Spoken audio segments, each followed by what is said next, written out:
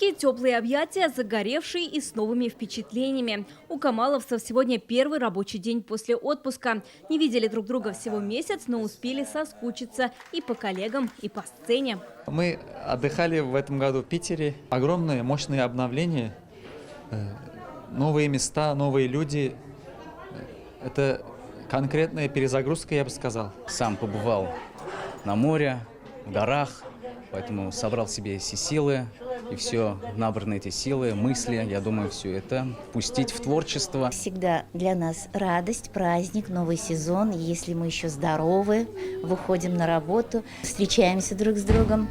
В новом сезоне на сцене Камаловского зрители увидят и новые лица. Вчера студенты, сегодня уже актеры труппы. В коллективе аж 5 новичков. Райхан Габдуллина зрителям уже знакома по главной роли Майсары в спектакле «Голубая шаль». Очень большая ответственность, и нужно держать себя в форме. Нужно работать над своим голосом, дикцией и над пластикой. Конечно, это очень большой труд.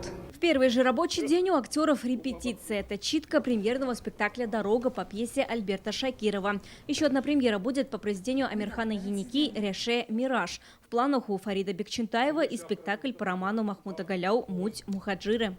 Я давно уже мечтаю как-то, чтобы на сцене появилось это произведение. Просто все время думала, в какой форме это должно быть.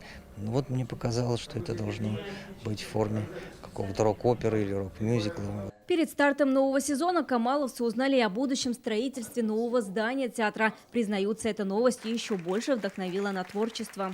Я вообще всегда за новое что-то. Поэтому мне кажется, если это случится, то, я думаю, мы будем иметь суперсовременное, новое, абсолютно театральное, национальное здание Национального театра.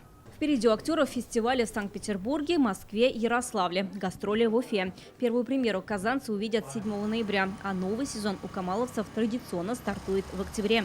Вероника Гайнудинова, Марат Зайдуллин, ТНВ, Казань. Закажи рекламу на ТНВ.